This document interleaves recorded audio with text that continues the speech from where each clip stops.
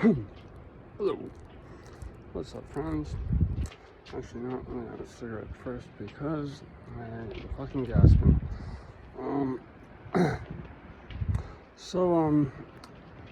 It's become incredibly abundant that I think I kind of screwed the pooch on this YouTube channel, and people don't really want to hear about my other interests beyond drugs, which, don't get me wrong, I still fucking smoke a fuckload of weed every day and occasional ketamine, microdoses of psilocybin, I'm not gonna lie, I become more and more disillusioned with psychedelics the more and more I see how this psychedelic renaissance that could have led to some actual good being done, just being used for the purposes of pure fucking greed. And I don't think I will do a psychedelic until I get off the benzotaper, methadone, and then do ibogaine, and do the hard restart on my brain. Benzo withdrawal now it's almost like I'm tripping all the fucking time anyways. Like, it's like HPPD to the fucking nth degree. And I know what I know what HPPD is like for sure. Because I was diagnosed with it for a while. It turned out to be an early manifestation of my central nervous system pain, but because of the proximity in which I took it, or took the acid that we were talking about in this video, very, very heavy dose of acid that basically had elements of psychosis to the trip. It was so heavy, something I never had from heavy doses of acid or psilocybin in the past. This is a very traumatic story, and I feel behoved, however you want to pronounce it, to make this not just because someone kindly was asking for I guess a link to the video where I did initially talk about it, and I did link that, and this is how much I actually care about my audience and how much I am willing to listen to my audience, which is why I always say, talk to me, please, fucking talk to me. I'm obviously no megastar. I've got plenty of time to have back and forth with people, and I highly encourage you to do so. Even just do it for me, for fuck's sake. I'm always killing for conversation, and willing to take requests. I'm not getting paid fucking money or anything for this. I just heard the original version of the story that I uploaded and realized how shit the audio quality was, and so wanted to do a new one. Okay, so without further ado, let me get into this crazy fucking Pandora's box I opened one fateful day in my mid-teens. So there's a couple things I want to highlight before going in, and that is my lack of respect for set and setting, and how not only did that set me up for a bad time, 40 plus hits of acid would have been not a great time by my standards anyways.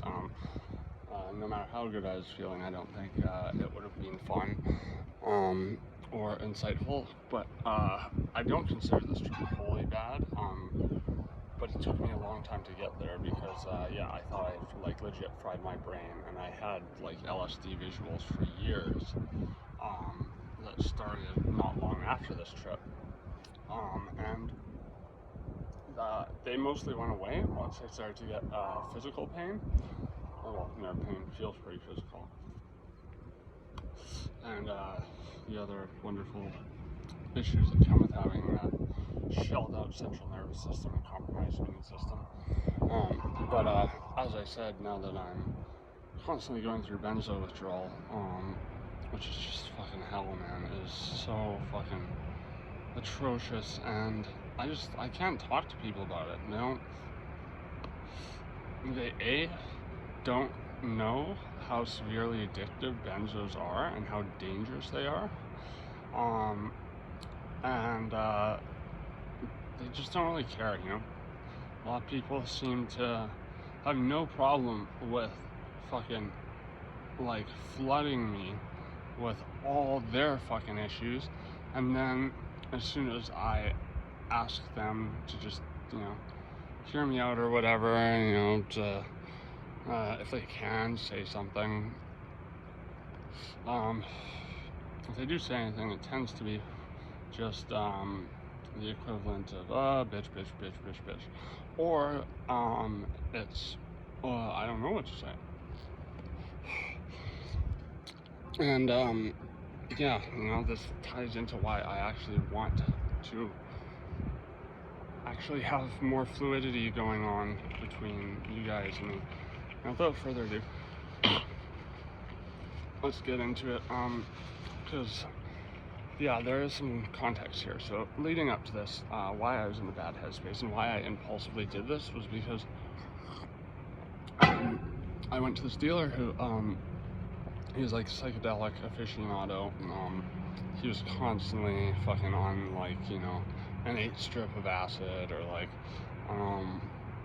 and his blotters were strong. His blotters were about 125, 150 mics, and sometimes he just smoked DMT all day, but he, you know, was one of the people who could remain sane throughout. I haven't seen him in years. I haven't even heard of people like, you know, spotting him out and about, so it leads me to believe that for some reason or another he moved out of the city. But yeah, so this guy, I went to buy some K from him, and I was considering buying some acid, and this was before I was like getting into oxys and stuff like that, and I was starting to realize the sort of a potential for abuse that ketamine had, and so I was using it kind of as a means of escapism. And he only had what he said was liquid acid, and I had always done blotters. I had sold sugar cubes to rich kids, but I never did sugar cubes myself. Like prior to this, I always did blotter. The only time I've since then done a lysergamide that wasn't blotter was a microdot of 1p-LSD, and it was fucking strong as fuck. But he said it wasn't very strong. He said he did like at least 4 hits, and it didn't really translate to much. But again, this guy was like a real fucking psychonaut. Like he was like living in the psychedelic haze all day, every day, pretty much.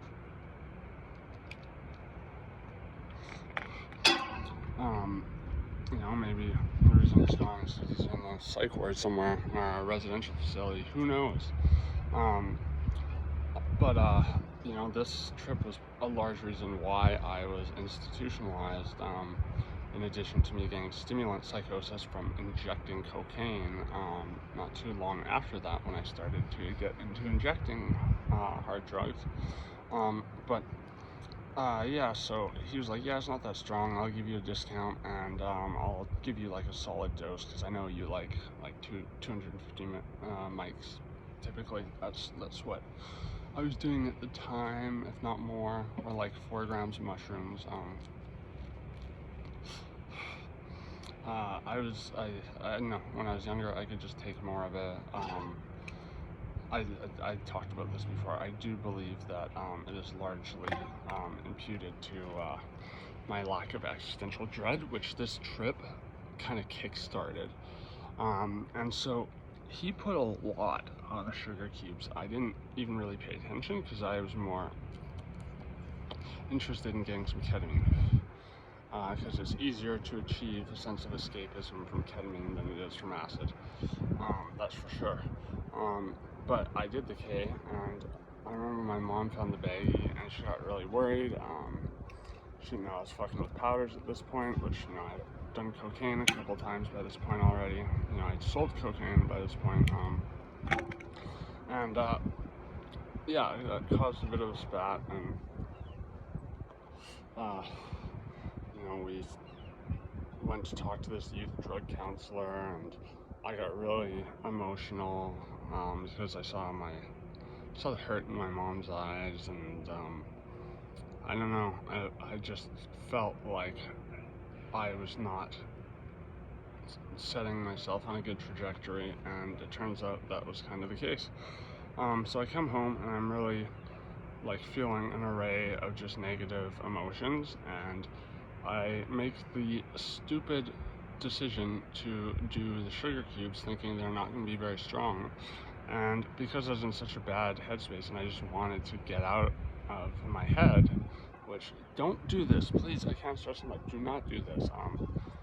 I don't care if it's like a dose that you're comfortable with or whatever. If you're feeling anger, despair, self-deprecation, you know, you're feeling worthless, yeah, don't do psychedelics unless you're in like a really controlled situation and you know that you won't be like wholly affected in an adverse way. So, you know, I kind of overlooked the fact that at least one of the sugar cubes was melted almost all the way down to the base. The other was melted about halfway, so it was a lot more than 2 hits.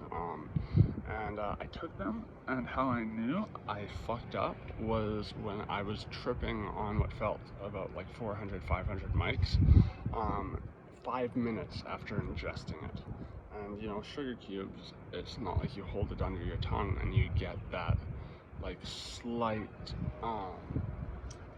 acceleration and you know, just getting into your bloodstream and then tripping. I mean, since I've kind of, when I have done acid, just have opted for swallowing the tabs, because you do still get all the acid and it hits you all at once, as opposed to hitting you kind of from what you absorbed under your tongue and then hitting you with whatever is left from the oral dose or what have you, that you may have swallowed, or maybe you left them under your tongue long enough for them to be fully absorbed. That's not an option with sugar cubes, you just swallow them. So yeah, there was really no reason that I should have been feeling it that early on, and so with such a strong degree of potency, like I was seeing like spider web fractals fucking everywhere, colors that seemed more and more unbelievable, and like something my brain just could not come up with on its own, sort of thing. Just neon, this, that, and the other. I was watching this documentary by Dr. Michael Heiser, who he debunked a lot of the ancient alien stuff. He's I believe professor of archaeology or something like that, and he translated the Sumerian text and debunked people like Zachariah Sitchin and whatnot.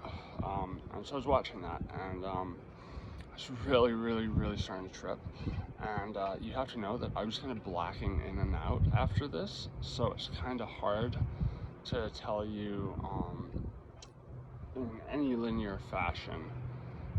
You know, I have a fairly linear idea of what happened now that I've had so many years to retrospectively reflect on that. And this was a like genuinely traumatic trip. Like, I've experienced real trauma that didn't involve psychedelics, and like this is taken a significant degree of work to come to terms with, and to even just deem it as not wholly worthless as a trip. Because, you know, as I've outlined before, my definition for a bad trip is a trip that, try it as you might, you know, it may have been awful to experience, but maybe you realize some very important things after the fact. That gives it meaning, and that makes it not bad, in my opinion. You know, your mileage may vary, but you know, with psychedelics, it's like, you have to be careful with advice in general because it's so subjective. The responses that people get, this thing's rezzed up. I gotta fucking put in my bong or something, but I don't have enough fucking lighter fluid left in my butane lighter to fucking fire up a bowl right now. I mean, whatever, it's fucking the morning, I probably shouldn't be smoking a stupid amount of fucking weed anyways. Yeah, so I was tripping, and I realized I was out of smokes, and so I just kind of went up to the corner store, and like, things were starting to feel like a simulation.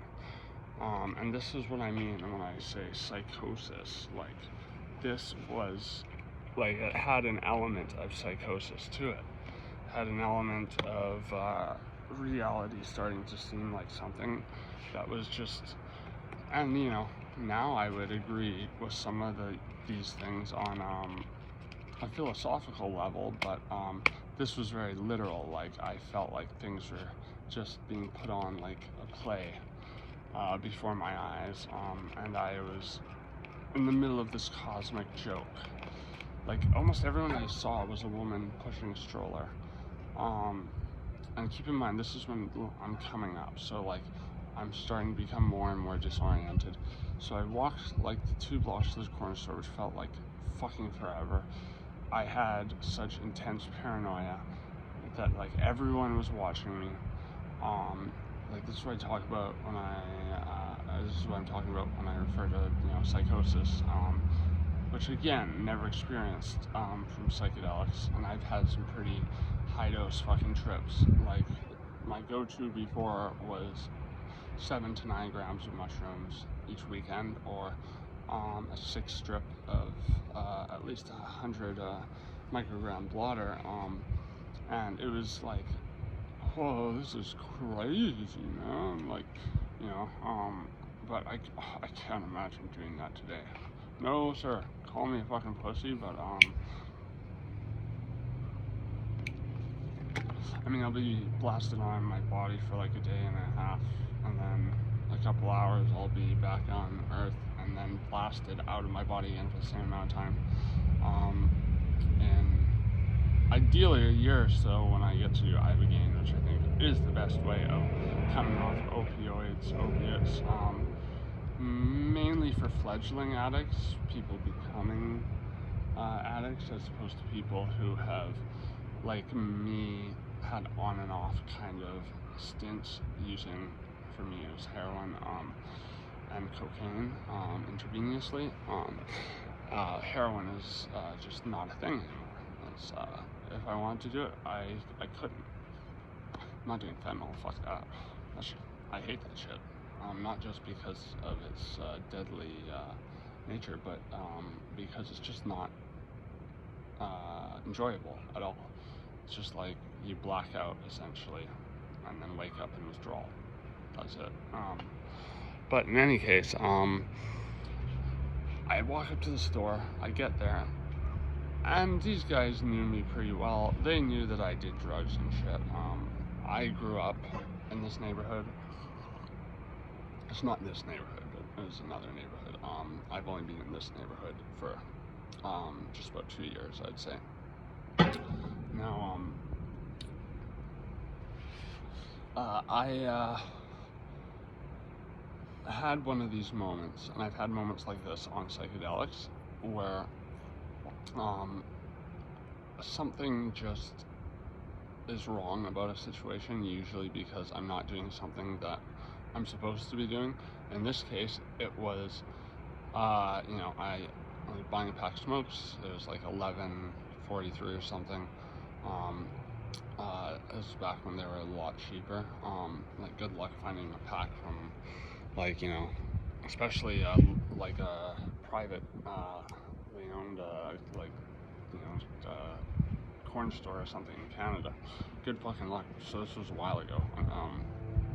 So I said I was in my mid-teens, and I put $1.45 out, but I didn't realize that I didn't put a 10 out. And then he was kind of looking at me like you could probably see my pupils were fucking like saucers, and he was just like, you're short $10. And like every now and then they would like help me out if I paid them back, like, later in the day or the next day. Well, I wasn't capable of doing that, nor was I capable of even having that conversation. So I was just like, oh yeah, sorry, and just left. And it just felt like he was looking at me in a really like, what the fuck is wrong with this guy kind of way, like that was significantly exaggerated by the paranoia I was feeling, and the magnification of the insecurities and self-doubt I was feeling going into this trip, which is again why a set and setting is like, mindset, so your well-being, mentally, physically. Physically is more important than people give it credit for. I'm not saying it's more important than the mental aspect. So I treat both with due respect, as you should, on a regular basis. But especially when doing psychedelics, because it is like pretty much as important as the dose and the drug.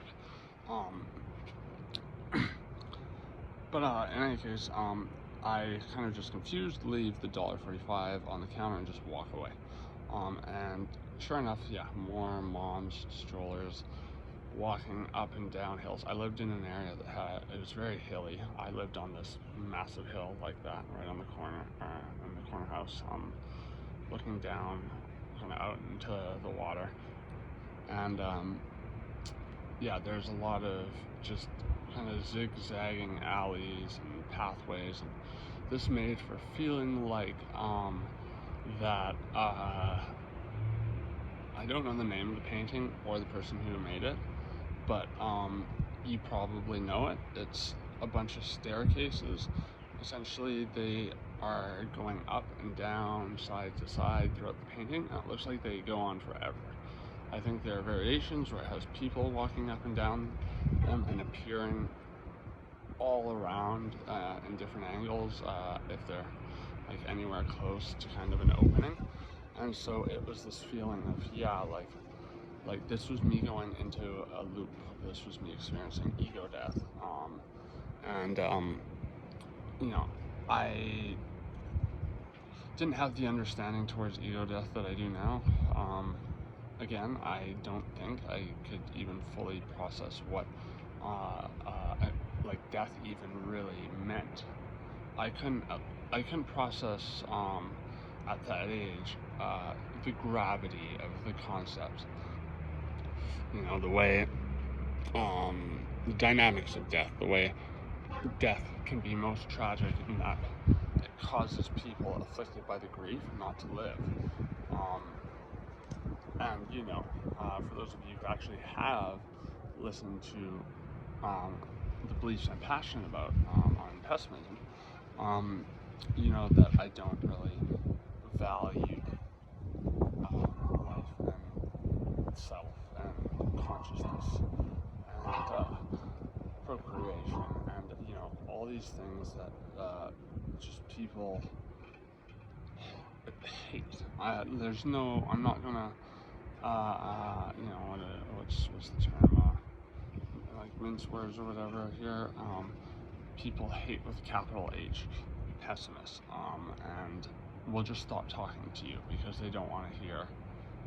Even if I jokingly say to them, every now and then, hey, this is also a joke from the YMS, Your Movie Sucks channel, or the podcast he does with his like friends on movies.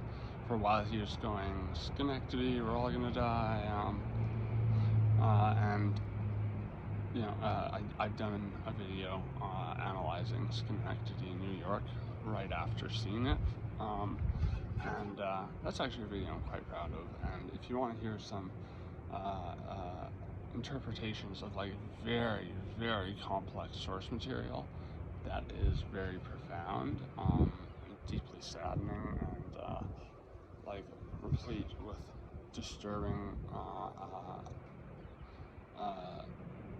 illuminations of you know, the realities that come with mortal existence, and yeah, the lengths we go to deny who we are, and you know, distract ourselves, anchor ourselves, sublimate ourselves, anything not to have to be a prisoner to the suffering it takes to be able to support ourselves, you know, day by day.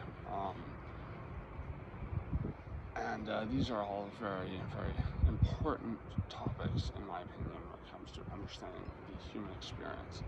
But you can't do that if you don't have the capacity for existential dread. And I, as I said, had broken through before on like 9 grams of mushrooms, on 7 grams of mushrooms, much harder on 9.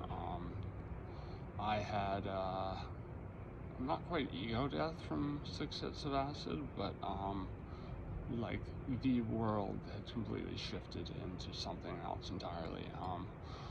But I did not experience ego death quite like I do as an adult, or more aptly described as a friend of mine said, and I think is a good descriptor, an old man child. That's me, an old man child. But yeah, so back to the story. I'm returning to the house. Again, walking a block and a half or whatever, it felt like fucking forever, like crossing the fucking Rubicon. Ladies with strollers everywhere, going up and down these like crazy angles coming together, and I felt myself like, I guess what ego death was like for me at the time were like thought loops. Like that was it. Not kind of this feeling of I'm dying, this feeling of everything becoming alien, and then me almost like regressing to a more primitive form of human. Probably because like the parts of my brain I was using were like maybe the reptile part of the brain, the amygdala, was becoming more pronounced in terms of the functioning. Because you know, I could still move around when these trips were happening. It wasn't DMT, and you know, just let's get straight. NN-DMT should knock you out when you break through, which is why you should be lying down when you do it, and you know, preferably having someone looking after you, and know what you're doing if you're gonna do it. But 5-MeO-DMT, that's not the case. People go fucking wild on that shit. I actually have kind of lost any desire to do that drug again. It just seems like you're simulating like death from a severe brain injury. So I don't know how great that is for your brain. That sounds like people say the trip will come back and hit them every now and then, like 6 months after they do it. I don't think I can say that happened when I did it, but at the same time I was also doing a lot of psychedelics, so maybe, but I couldn't distinguish it from the psychedelics I was on at the time. I don't know. And then DMT is, I'm not gonna lie, it's scary as fuck sometimes, but it's also really fucking neat. It's just the most frustrating part of NN-DMT for me is the physical sensations. like, I don't like the physical sensations of mushrooms so much anymore. When I did the 2 grams in chocolate with 130 of that like fucking pure ass purple moon rock MDMA, the hippie flip, that story's on here if you want to look for it. That was fucking amazing. That's some of the strongest euphoria I've ever felt. I was still like fucking gone, not out of my body gone, but like, I was getting this what mushrooms do to me now effect of, unless it's a microdose, of groggy mindset that's like almost kind of intoxicated, and like not operating in the way I usually do, which, when I'm on something like acid that's more stimulating, I don't think my behavior changes that much, but I haven't done a very high dose of acid in a long time. I mean, this dose of acid was a very high dose. This is a stupidly high dose. Like, there's no reason for anyone to ever deliberately want to do this amount. I wouldn't have done this much even, like, back during these years of my life where I was trying to do as many psychedelics as possible. I tried DMT a couple times at that point, but I could never get the smoking method correct, so I never fully broke through on it. Like, I did have the mushroom breakthroughs, which were like really long DMT breakthroughs, except I was stumbling around, not able to see, which is kind of what happened to me right after I got home from the store on the acid trip, the 40 hits. And I'm saying 40 hits, it's like the reason I was able to come to that more determinate number. Sorry, there's a wasp hovering by my feet. I'm gonna fuck this thing up.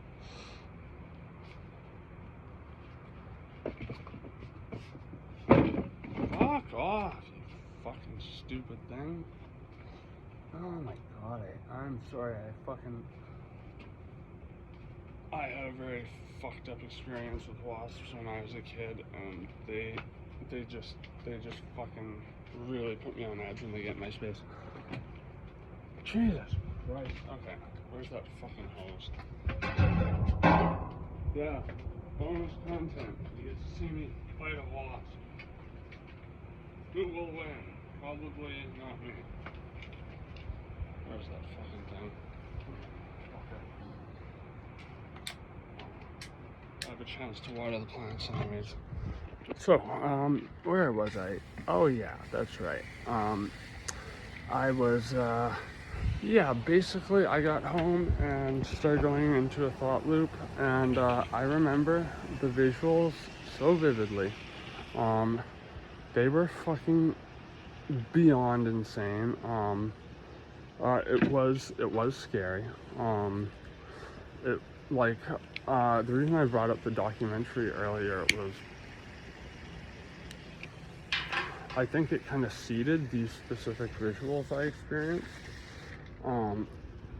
Because what happened was I went up and I wandered around my house, just seeing the same paintings over and over again, walking up and down the stairs, which is to be expected because, they were placed in those areas and they're of course not just going to wander, but my vision was becoming more and more just full of chaos that I couldn't really see except for these like paintings and stuff, and I just started feeling like those were the only things that existed anymore, and I was stuck in this purgatory. And so I lied down and I just tried to close my eyes and sort of deny the reality of what was happening to me.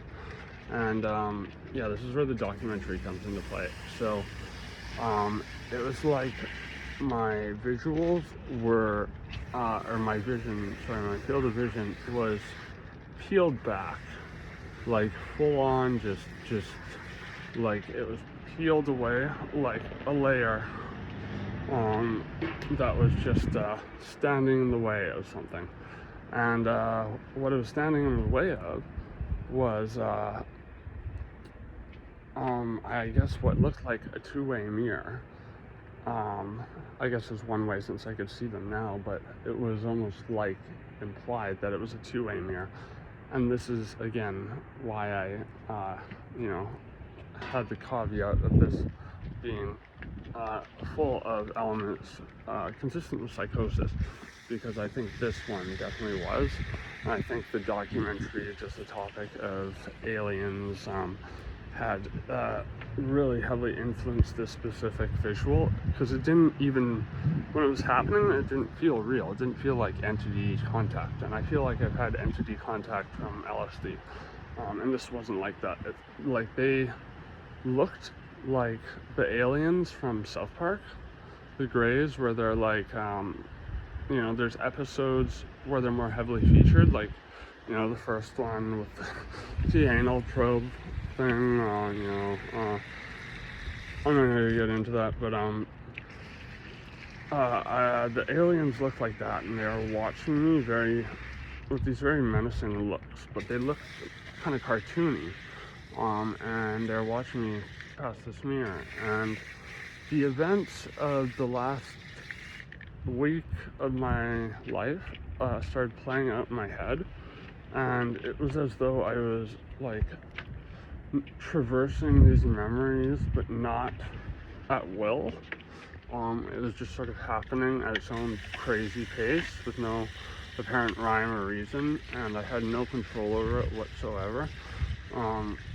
But I still did have control of my body, so I was just kind of flailing, not madly, but like I was just like, no, I'm just kind of rocking back and forth. Fuck you, wasp. Fuck you. Yeah, get fucked, asshole. Let's not get twisted. Wasps are fucking assholes. So are humans, but, I mean, every single fucking species on the planet other than humans is phenomenal, too. Like, wasps are fucking practically useless when it comes to helping anything else in their environment. But anyways, I started feeling like these memories were slipping away. So they're like a couple days away into the past was what I could remember next. That was it. So my conception itself was dissolving, and it wasn't happening quickly because I was fighting it. I did not know that the best way to deal with a thought loop or ego death is just to accept that it's happening and that's not real. You're just on a drug.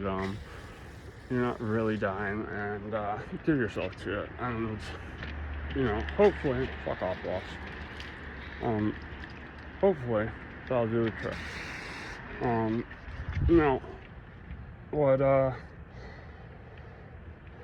what happened because I was fighting it was, like, I was seeing, and it was interesting because I had a pretty rad week before all the scandal with the baggie of K, and my mom didn't know what ketamine was, so I thought I was doing cocaine or something.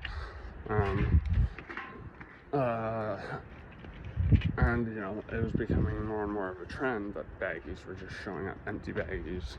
They obviously weren't hers or my dad's. Just gotta plug my phone in.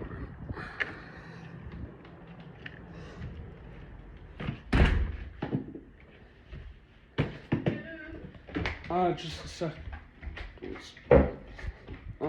Bloody wasps are chasing me around up there. I had to fight them with the hose. Yeah, I'll talk to you in a minute. I just want to finish this video.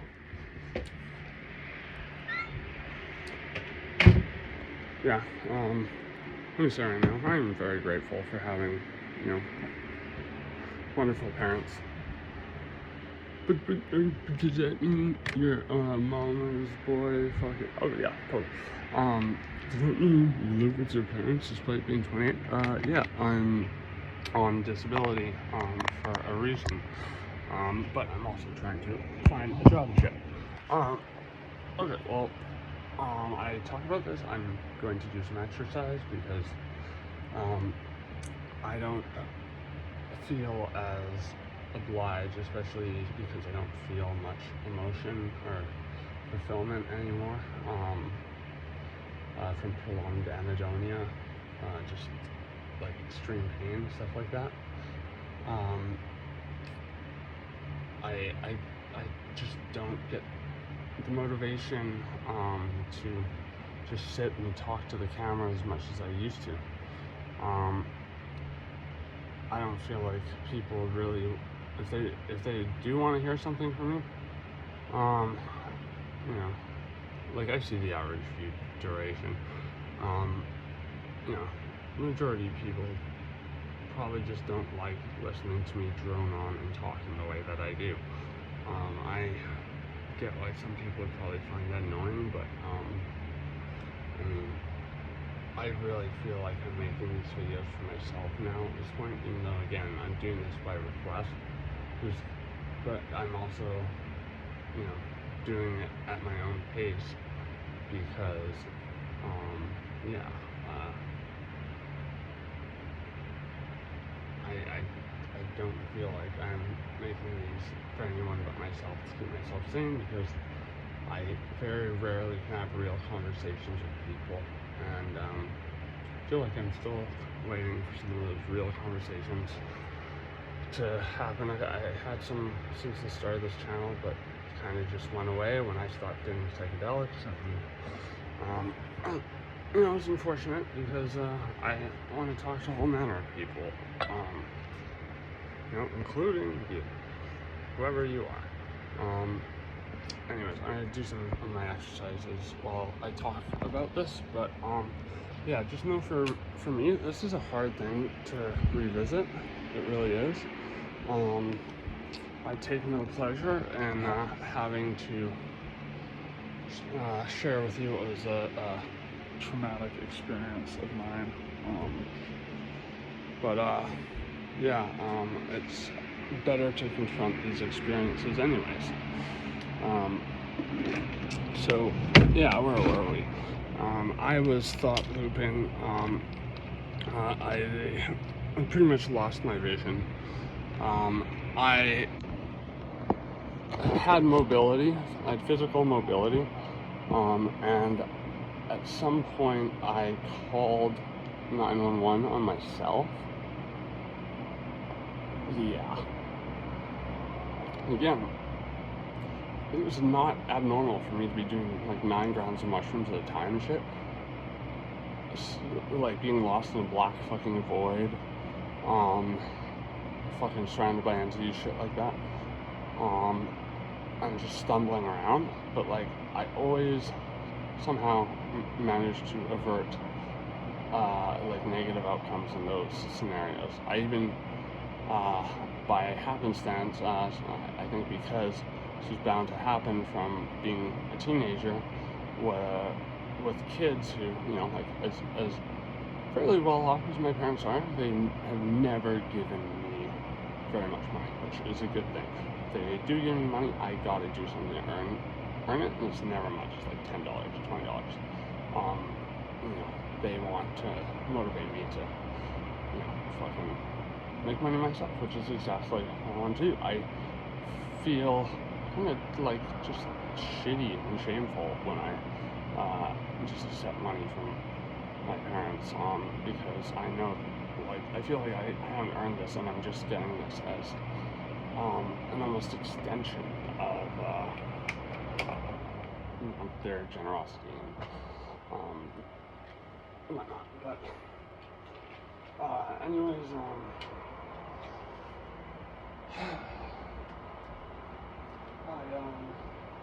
I called 911 on myself.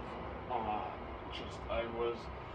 felt like I had regressed to hominid, like I don't know, Neanderthal, what have you. I remember doing the bad thing that you're not supposed to do, from my experience, when it comes to ego death from long-lasting psychedelics, especially like acid, you try to keep semblance of your morality, mortality, and all the little concepts that we use to build up this mass, this collage, that's with a little human-shaped cookie cutter we chop up and say, hey, that's us, that's ourselves, that's the independent individual we are. Now again, I'm a pessimist. I mostly believe these things to be essentially these like almost phantasmagoric concoctions of the psyche to cope with the even kind of mid-level trauma that is having to, you know, be a wage slave. Even if you're someone like me who gets paid a really tiny amount of money by the government every month and has to make one last.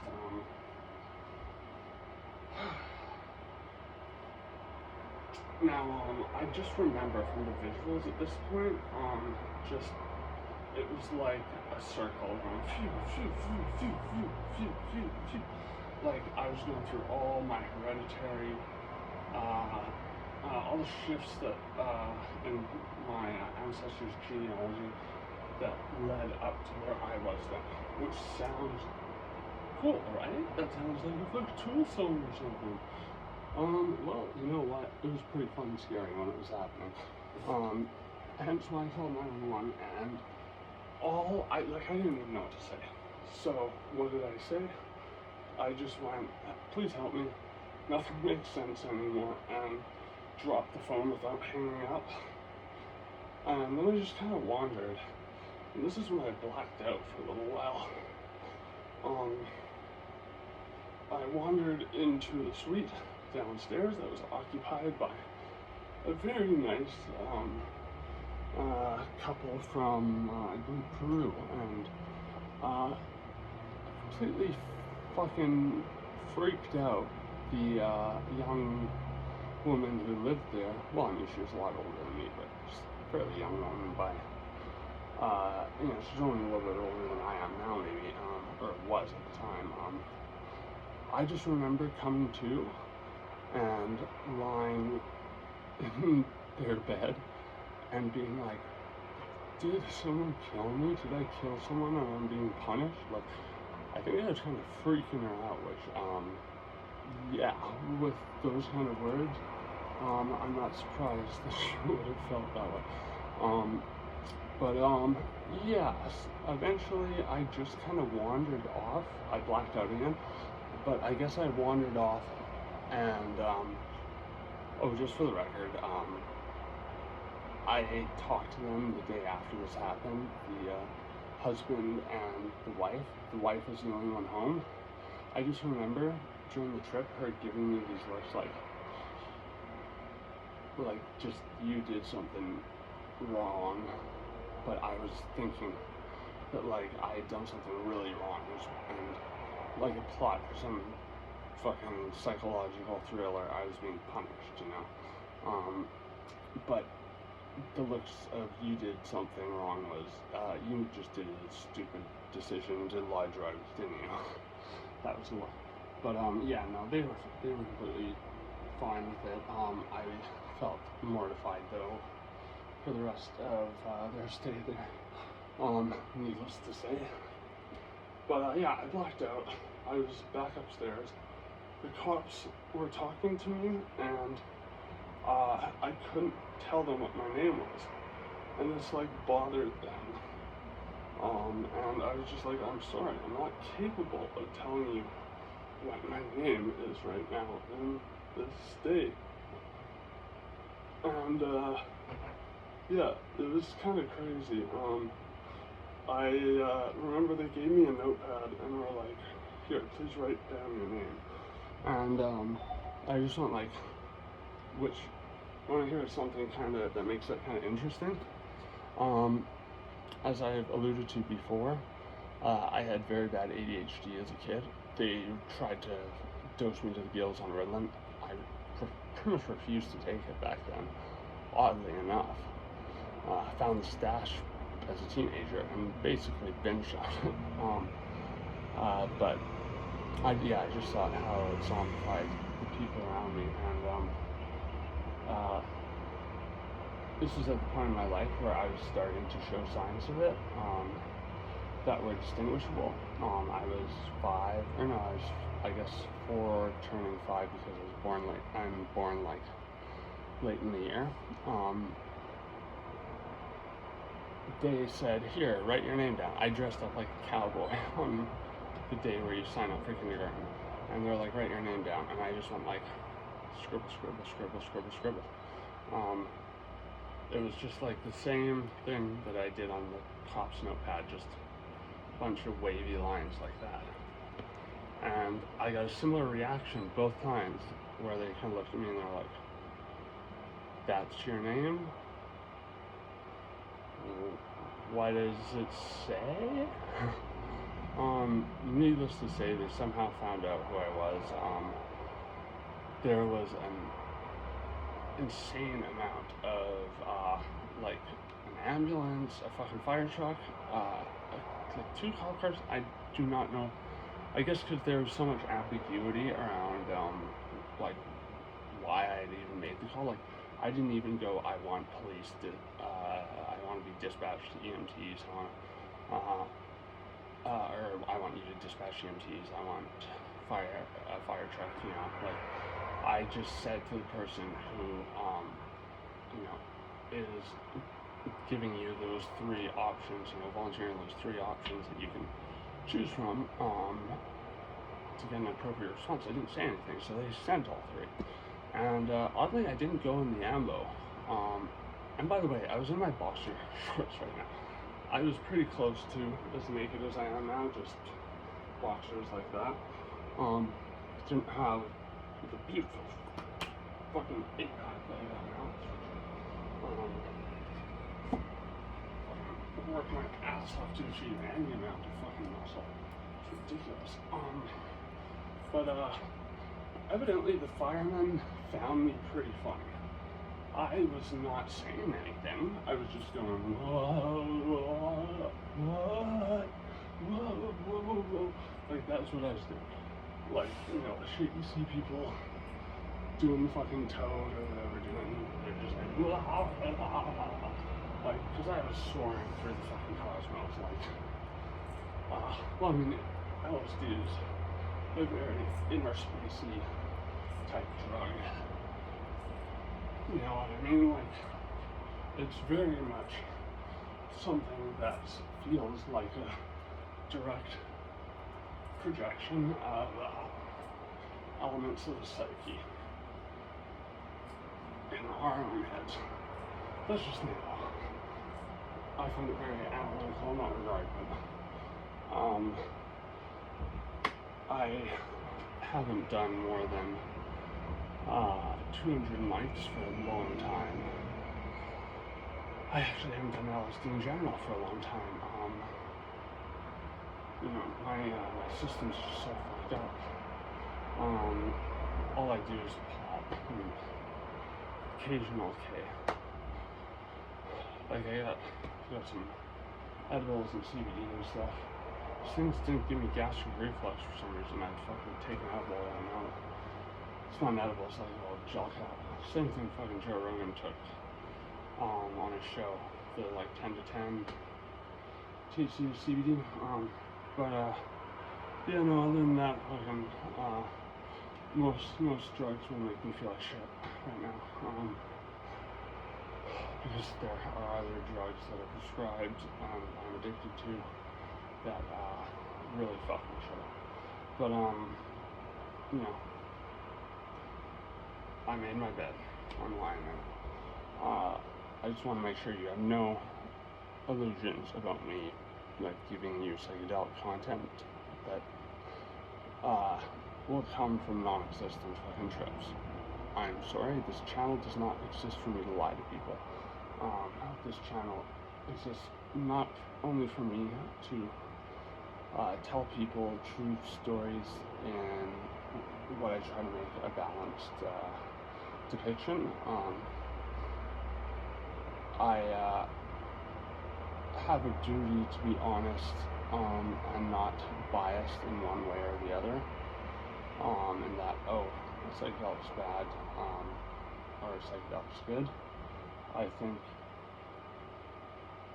like right now in my life, I'm starting to develop more and more of a disillusionment with the allure of them after some time of not tripping directly from them, except for like, maybe marijuana edibles and ketamine, which definitely makes you trip, but not in a way that's even comparable, in my opinion, to a psychedelic. So at this point, my paranoia and psychosis was getting worse. I remember the firemen were kind of laughing at me, and I didn't know who I was, where I was going, what was happening. I saw things that were familiar because I could see sort of out the door. They had this kind of glass door that, the ones that open like that, close like that. See them on ambulances too. And I was looking out, I'd see things passing by as we went to the hospital that had a vague familiarity, but that's about it. Like, my vision was kind of coming and going. I come back into seeing what was around me heavily warped by layer upon layer upon layer of crazy patterns, and just a lot that I can't even remember. It's just so insane and vivid.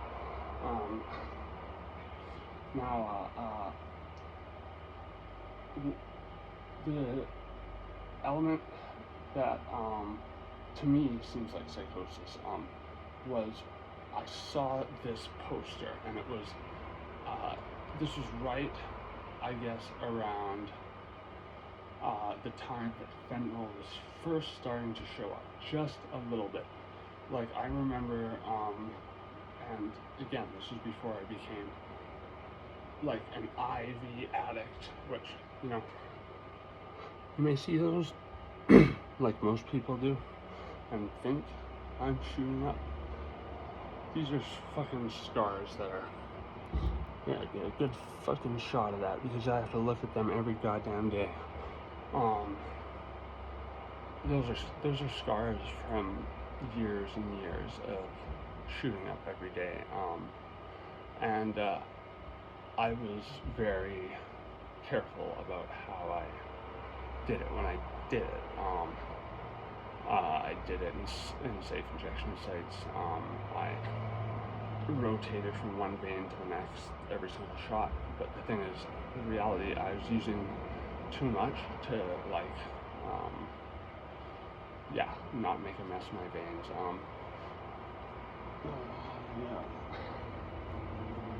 I mean, heroin is just something that, sad reality is, most people don't escape from it ever. If I've had a lot of issues lately, my lungs are in very bad shape. They say it doesn't seem to be affected by smoking. My doctor, which is weird. He does advise coming back, obviously, but I've been prescribed an inhaler that seems to help, but there's a lot of scar tissue and stuff and phlegm coming up, and they just straight up said to me, they're like, well, that means your lungs are trying to flush something out, and it's obviously not capable of flushing that thing out. It makes me wonder, what if I do have fucking lung cancer or something? I've also got a super inflamed testicle that droops down a lot more than the other. Sorry for the fucking graphic imagery, but that was fucking triggering for you. boo fucking who. Like, you probably can imagine balls, in your fucking mind, but, they're probably gonna be something completely different than what mine looks like. Not that they're pretty, I don't think it matters, I don't think it matters what your balls look like. I mean, it matters now because, one sags down way more than the other, which, as a lot of people will know, that happens every now and then, but, I have, like, a pretty, worrying history of testicular cancer on my mom's side of the family for men, and as I am, in large part, a conflation of pretty much all the bad genes prevalent on both sides of my family. Major depressive disorder, the central nervous system stuff, various habits, gastric reflux, addictive tendencies, stuff that none of my other family members have any of. Good for them. They don't care about that. They just care about the fact that I'm fucking druggy or whatever.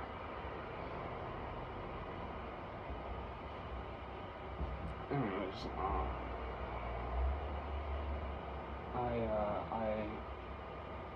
on the way to the hospital, I remember I got up once and I tried to walk towards the door. I don't think I was trying to escape or anything, but I was trying to get a look at something on the street as we were stopped at a red light. And this truck to the hospital, which was the closest hospital, and since we were in a fire truck, it was pretty fucking fast as all the cars got out of the way. I can't remember if they were blaring the lights or not. The thing is, cars just do get out of the way here. I don't know if it's a polite Canadian thing, but it's a fire truck that we just assume, most people anyways. Still a lot of arrogant, rude fuckwits who just, oh, I'm gonna take my right away because every way is my fucking right to take. And, that's the attitude of a lot of people just in general. I may sound kind of angry and misanthropic today. I'm not. I'm just generally fed up with the state of the world, but, and humanity, and, just the inability to feel like I can really connect with anyone.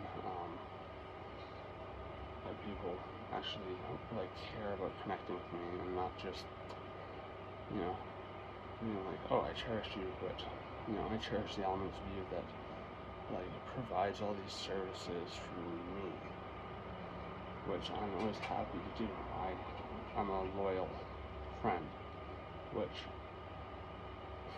doesn't matter much because most people who I have been friends with for a long time, I'm not friends with anymore because, we both have strong personalities and we clash, and,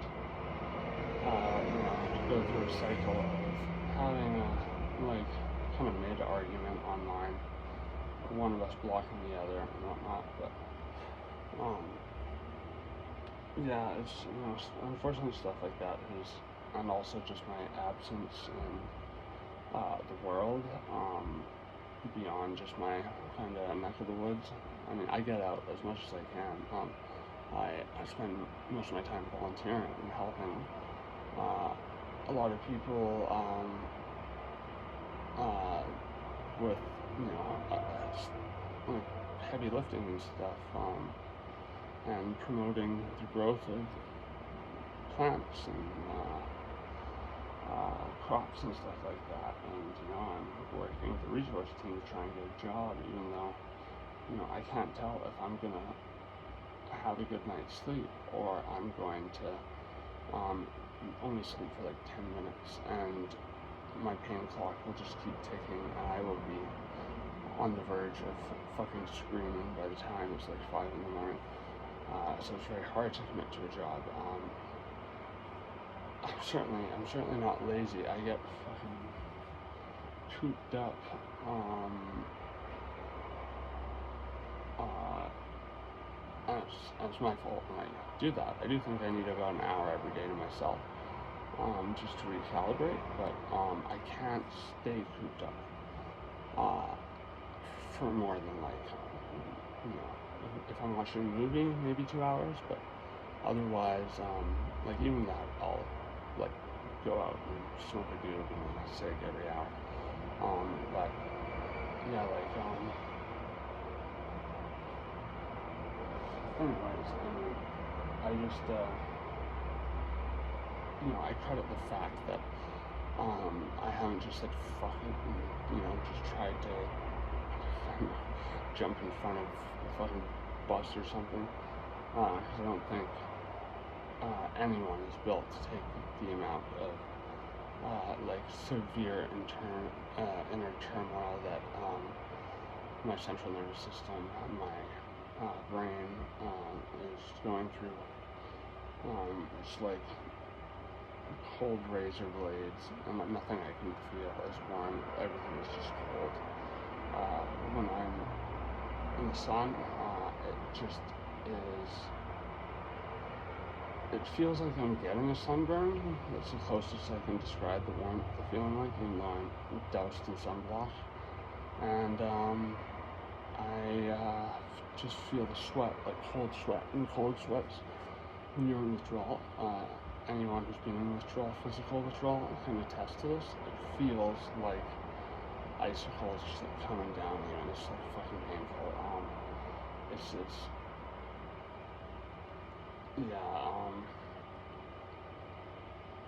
And it's my fault. It's my fault, but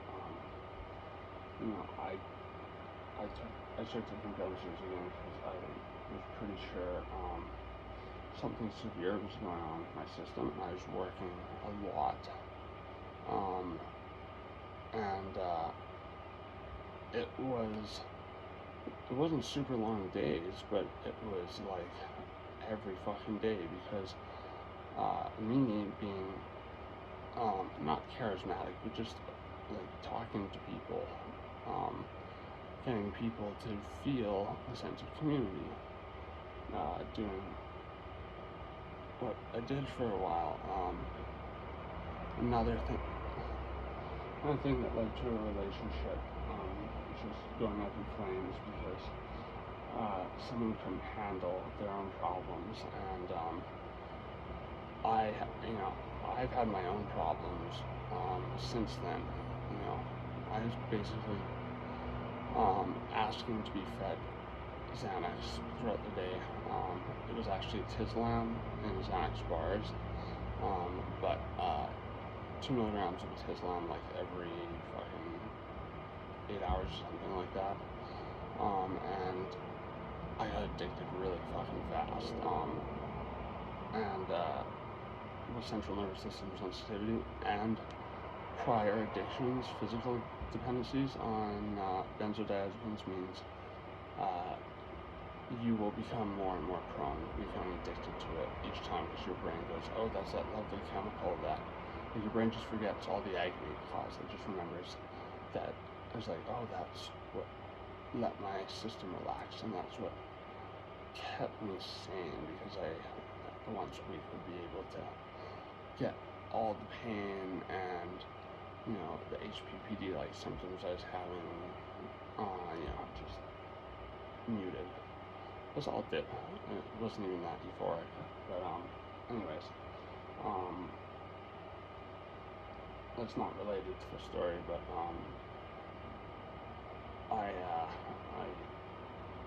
I'm saying this, I guess, because I really want to stress how fucking,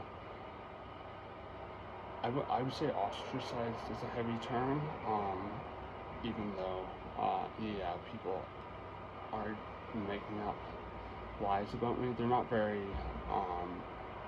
from the sounds of things, not very convincing, B, not very creative, just kind of rolled off the tongue or whatever, and C, I know my past, I know my indiscriminate behavior towards others, or well, the degrees of which were not anywhere near as bad as any other opioid addict I can think of. Was I perfect? No. I put my parents through fucking hell. And I felt terrible for that ever since, and I spent a lot of my life trying to make it up. And I believe they have forgiven me a long time ago, but I haven't forgiven myself, sort of thing. I've worked on that, even less psychedelics, but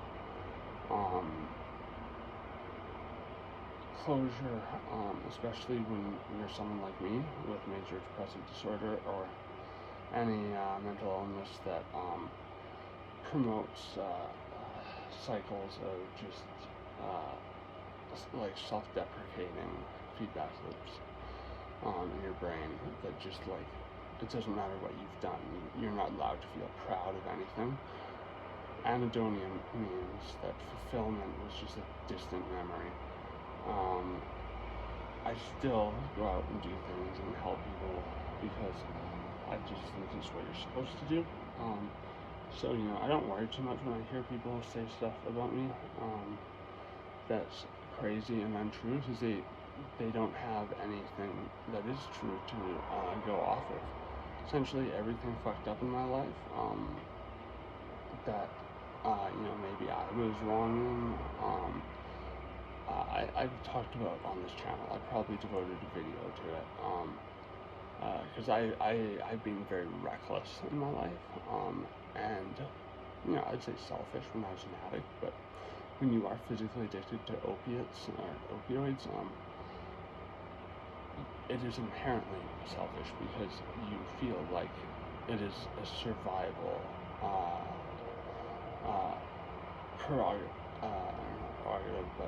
survival imperative, I guess, to get this thing above everything else, so you don't feel like you are dying. So that's what withdrawal will simulate. With benzodiazepines won't simulate it. No, those will kill you. I have to take the taper. I have to go through this very long, drawn-out process of painfully going down bit by bit by bit, and it just kicks the shit out of me every single time I do that. And it's gonna be a while. It's gonna be a while until I get off it. And then I gotta get off methadone, which is probably gonna be achieved by switching me onto a shorter-acting opioid like morphine, which would be the opiate, or I'm hoping it's not morphine because I've been prescribed morphine before and it fucking sucks. I shot it up a couple times when I was junkie. It fucking sucks. It just would like make you all fucking itchy and hives would break out and like you just feel this hot flush going like all through your body for like the hit. And when you shoot up, you get fucking hit if you do the right dose of just about any of those types of drugs. I remember when I had low opioid tolerance, hydromorphone was like sublime, and then it just was like, it didn't matter how many I did. I could shoot up like 4 of them and barely even feel it. Yeah, it just is not good to shoot up pills, which is, it kind of disturbs me that the government in my city is like saying they're doing what they should be doing and giving a safe supply to people, but it's in the form of crushable hydromorphone pills, which are no different than the pre-existing 8 mg pills, ones that look like shields. They are better suited for extracting and injecting, but it's still fucking a pill. It's not meant for that. But yeah, no, I was prescribed morphine extended release because I was forced off of methadone in the hospital and into withdrawal in the psych ward, and it was fucking like a waking nightmare. It was the worst place to be, going through 3 different types of withdrawal that were all physical. Yeah, that was fucking rough, man. And then they put me on morphine extended release, and it didn't make me feel better. It took me a while until I even felt somewhat stabilized. But it had very adverse reactions with me. Made my fingers become all gnarled. Like I looked like I was old and had arthritis. I walked like that. I didn't shit for 8 days. Felt like I was about to go into septic shock because the constipation was so bad. But like with ibogaine, what they would do is it would be like what they did with me last time. I was on Suboxone, which is another shitty drug for a variety of reasons I won't get into for sake of brevity. I know I veered way off topic, but I want to be real with you here, and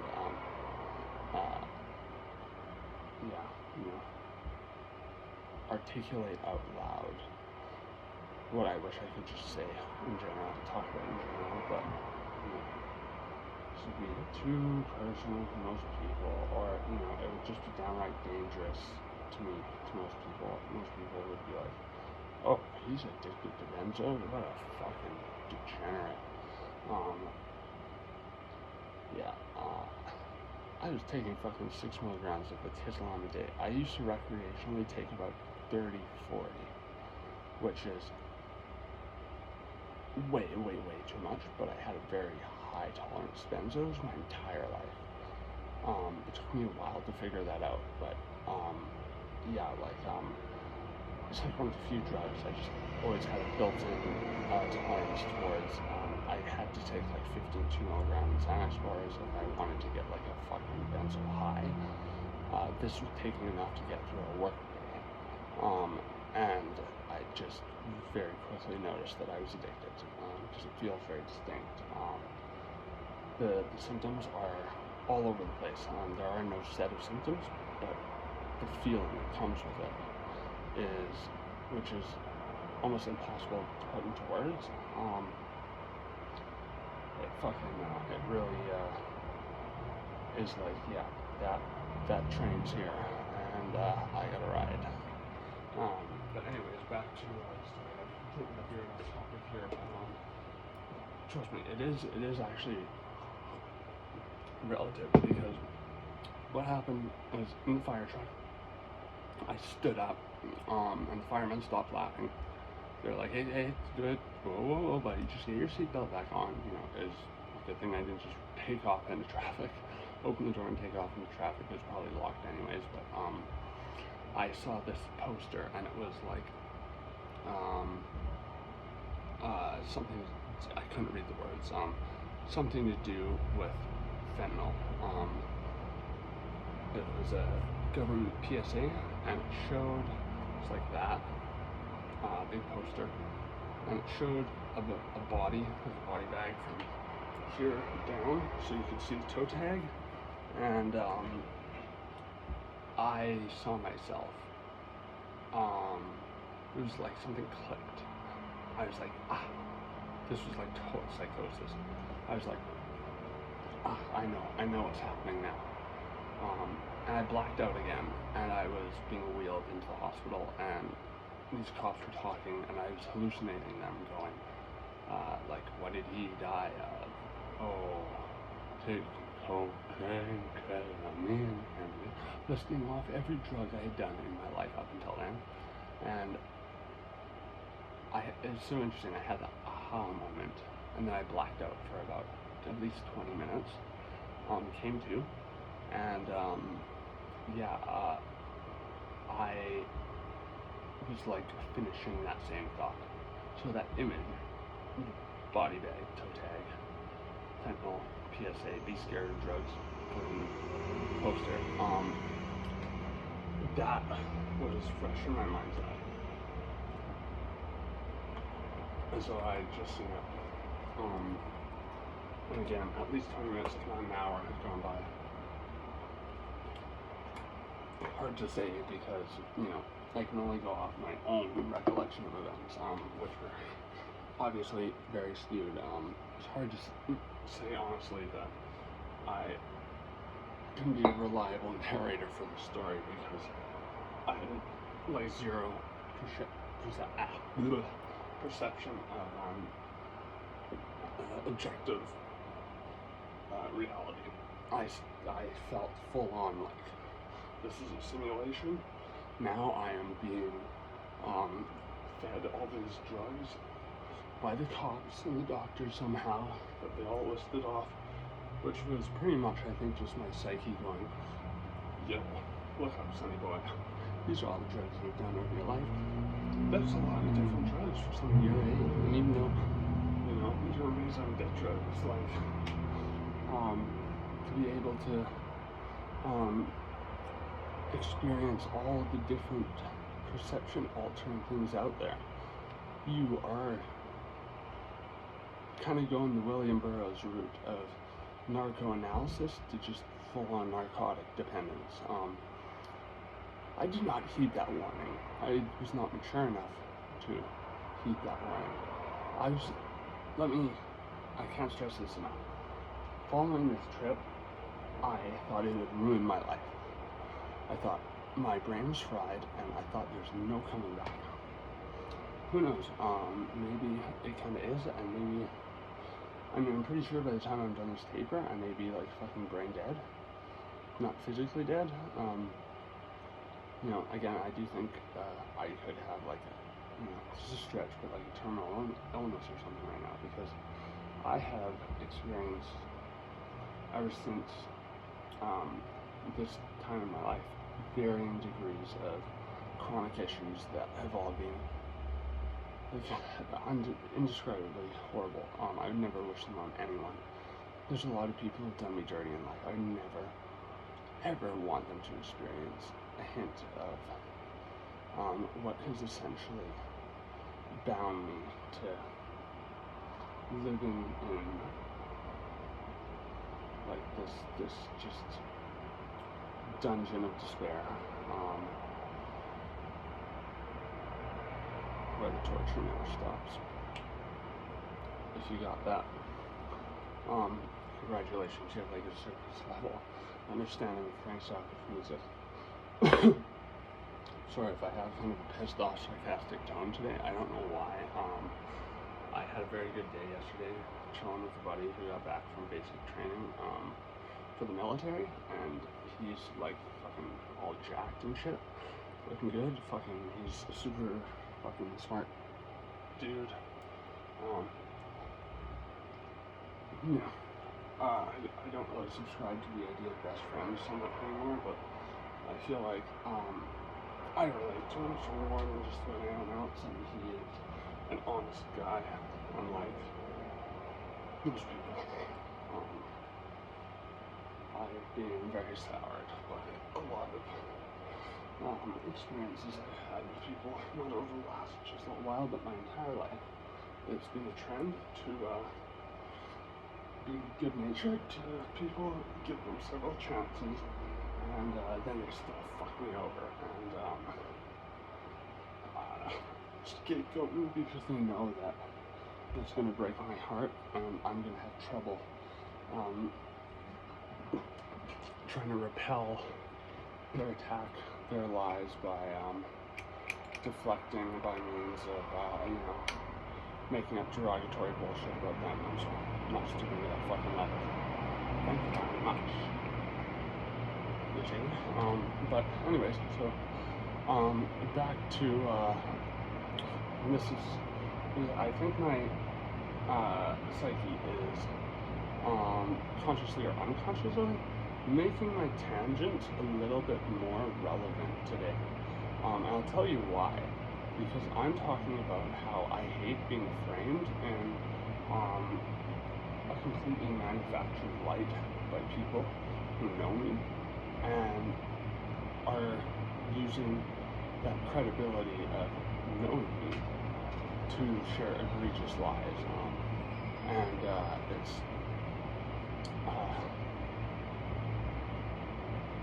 It's similar to what happened in this trip, but this was more symbolic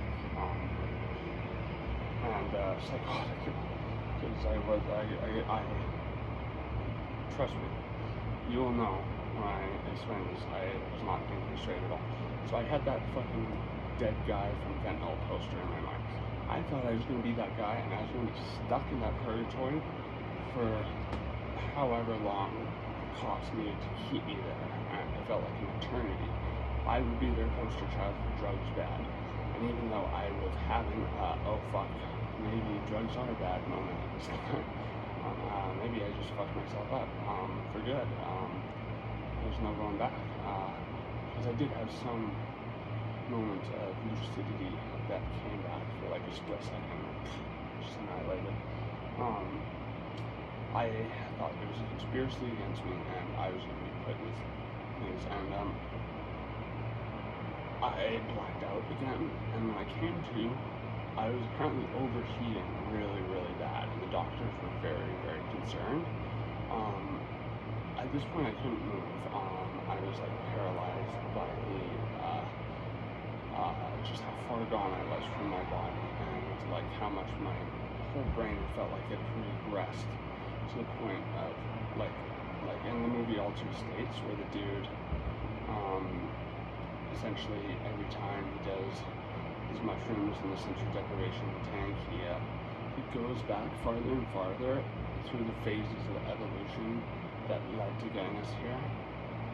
And there's a cosmic horror element, but like consciousness takes on forms like unheard of, like boiling kind of magma, like for the primordial soup, basically back when we were like amoebas or whatever. I felt like I was like at that point. I believe this is what Robert Anton Wilson would refer to as the Inger's experience. I also remember Stanislav Grof's, he has some variation on the term altered states of consciousness, non-ordinary states of consciousness, but he was the first guy to really talk about the death rebirth element of ego death, when it's really intense and you're like cycling specifically on acid through these thought loops and what feel like different lifetimes almost. Dying, being reborn, dying, being reborn. I was going through the all the way down the fucking like Jacob's ladder type of shit, all the way down, fucking back, passing through time and feeling like I'm heading towards hell. And I remember I had a split second moment of like I ascended up, and I was covered in ice packs as this was happening by these Filipino nurses, which was like, it felt like they were, at first it felt like they were kind of like guardian angels. I've been close to Filipino people because I essentially was raised by them as a little kid, by virtue of having a Filipino married, and my parents were just very busy making sure they could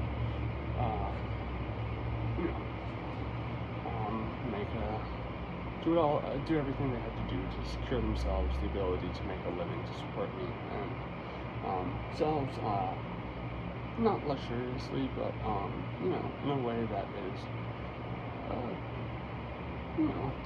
at least middle class, not slightly above just middle class. I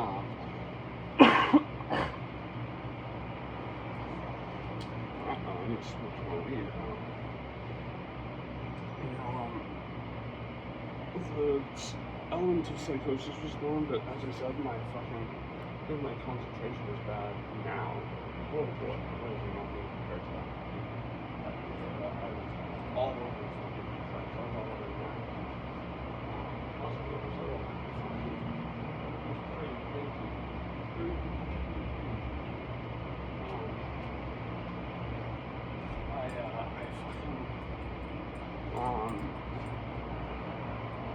I kind of saw them as being like familial, because I had a fairly familial relationship with these like wonderful Filipino people.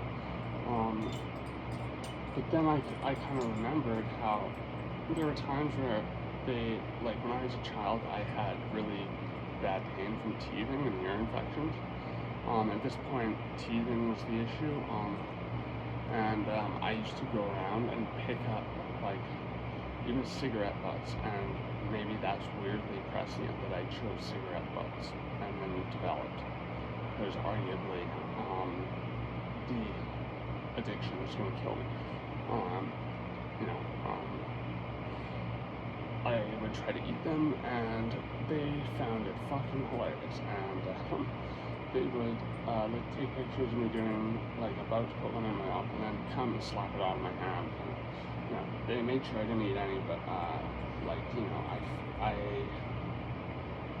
felt like this is one of the few things I remember from being a baby, and I felt kind of humiliated. Like I was being used for like being a spectacle, and like, you know, I kind of feel like that ever since. I've been, for one reason or another, turned into some sort of like weird, malformed, like some people say like that in the raves and shit, my name has like this like mythical quality to it, in that like people are like, oh, you don't know, insert my name. How can you not know that like we hung out and did this and that, you know, here or there, which is, you know, kind of flattering, I guess, but at the same time, part of me wonders, is it the same as the other circles that just like used my name just to try to get through the mud, just as a means of going, hey, here's someone who doesn't use social media very much, who doesn't know these people, so I'm going to talk about how close I was with them and how much I cared for them, leave out all the parts where I pretty much emotionally gutted this person who, you know, wanted to take care of me like a sibling, look out for me, and, you know, motivate me. I'm not saying this about any one person. There's several people who have done this sort of thing to me, and yeah, they'll make up stories about me. I can only confirm some of the ones I've heard from several different people who were at the same parties. A lot of the stuff happened while I was forcefully institutionalized, couldn't access computers anyways, for the most part, couldn't leave.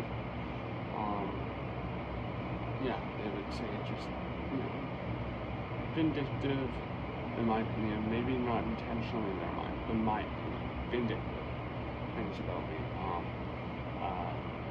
Like, oh, he's a degenerate junkie who goes on drug binges. At the time, yeah, I was a junkie when I drug binges, but never with anyone who didn't also do the same drugs I was doing. I only ever like came close to exposing my addiction to my friends. Once I was picking up a shot of heroin after a night of partying, because I was like starting to get the shakes and shit, and I wouldn't be able to shoot up if I got too shaky, and everyone was sleeping, and I think a friend may have woken up and seen me. She said that she doesn't remember that, so, you know, because I did not want to, like, they knew. I told them straight up, like, if I go in the bathroom, I'm doing a shot of heroin, when I go in this, you know, moment, or a moment from this moment, whatever, I'm leaving it unlocked. If I don't come out in 5 minutes, please check on it. I only did that a couple of times because I didn't even want to put them in those positions. I'm not trying to make myself sound like the good junkie. I wasn't a good junkie. There's good people who are junkies, but there's nothing good about being a junkie. Not in today's climate. I think if stuff was available like over the counter like it was back in the day, you'd order like, oh, here's a dual set of needles and a little gram bag of cocaine and a Sears catalog back in the day, which is how it should be in my opinion. But I think with a little more supervision for the hard drugs, a little more like, okay, you want the hard drugs from the government, then you gotta, involve yourself. If you're not working, involve yourself in some sort of communal project or job or whatever. That's not the way it is. So people just do fentanyl, and I couldn't tell you how many people I see who are probably on their way to dying every single day. But anyways, so I came to and I was like being stacked with these ice packs by these nurses, and I think I told one that like I had to piss. Jan had to piss for who knows how many hours by now. And like the doctors were kind of hovering in and out of my orbit, checking on me, going, okay, get a blood test, get an IV in them, you're gonna want to strap that arm down. And then I remember I started thinking of Deborah Matte for some reason, and how he had taken a bunch of people who were recent heroin addicts down to South America to do ayahuasca. I believe this ended disastrously. I could be wrong. I haven't looked into that in a long time. I just remember reading about it, and I don't know if the controversy, I think British people pronounce it more like controversy. It's just this weird controversy. Something divisive, but I can't remember the reasons for it. I imagine ayahuasca would not do anything about withdrawals, and even though Gabor Mate could prescribe morphine and stuff like that, because he was a doctor, he was out of the country. He was a smart person, so I imagine he had those bases covered, but I remember just thinking about that on the surface, and then it was like, as I said, I hadn't broken through in DMT at this point in my life, but this felt almost identical to a DMT trip, but almost kind of like, in a weird way, gentler. I think this was like, I don't know if I could explain the concept of what I deem trauma dreams on my channel. I'm pretty sure I probably have a couple of times, so I'm not going to get into it. It's just to give you a very basic rundown. It's when I have something traumatic happening in my life. Like I've had them after surgeries where I'm in a lot of pain, and I just can't nap. I can't nap. I can't sleep much at all anymore. But trauma dreams were like my brain would like force shut down, and I would go somewhere fucking beautiful and be like a neon beautiful forest, neon colored beautiful forest, and I was just chilling there. And then I'd be booted back into the real world and be like, ow, I want to go back to the trees. Anyways, this was like that while I was awake, and I remember feeling like, oh, is this the afterlife or something? Like, it was whiteness, and then these big lizard-looking things that looked like they're like 150 feet tall, like hulking across the whiteness. There's a couple of them, and they didn't feel hostile. It felt like I got the same sense that I did on DMT, where it was like, welcome home, we haven't seen you in so long. I don't think they said, you're here for good. I think they said something like, glad you're back. I remember that was probably the best part of the entire thing. But it felt like mere moments, because you know what they did? They shoved a catheter in my dick hole, and since I was covered remember, I was in my boxers, which they cut off by this point.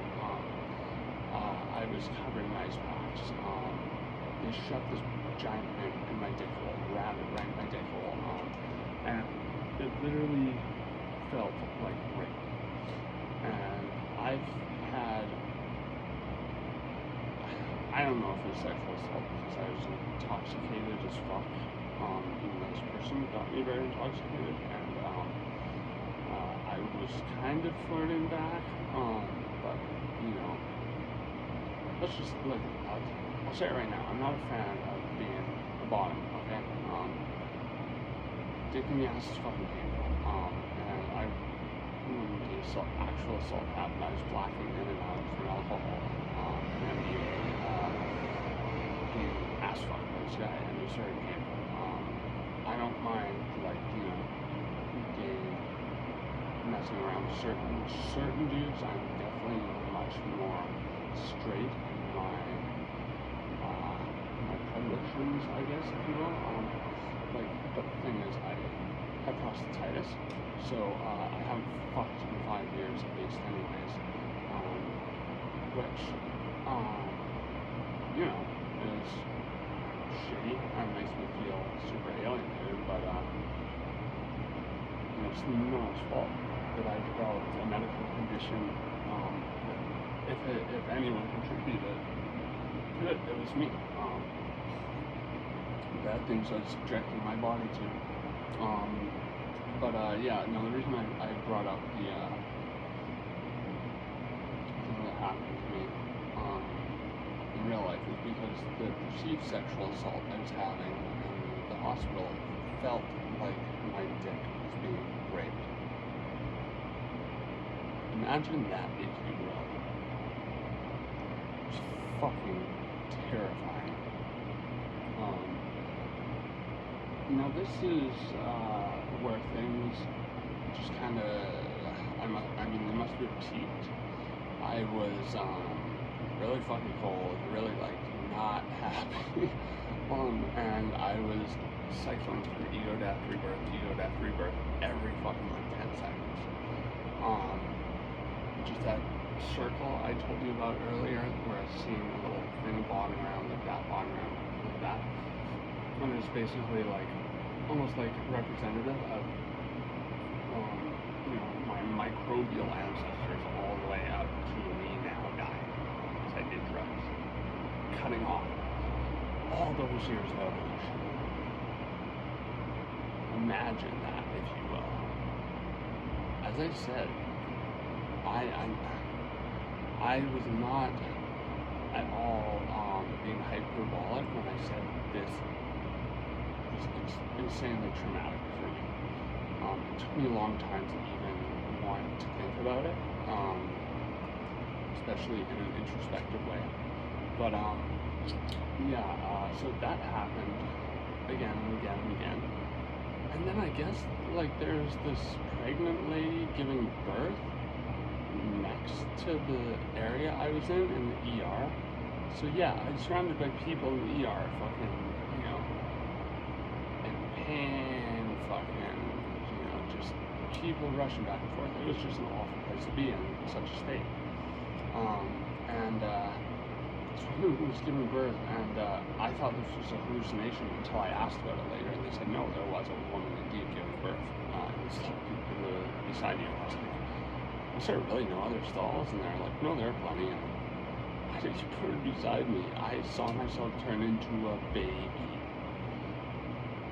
Like, I literally had, like, the 2001 fucking Space Odyssey moment of, like, regression into, instead of a star child, it was a baby. Just like, I was a baby then, and I was like, oh, fuck, I gotta live my life again?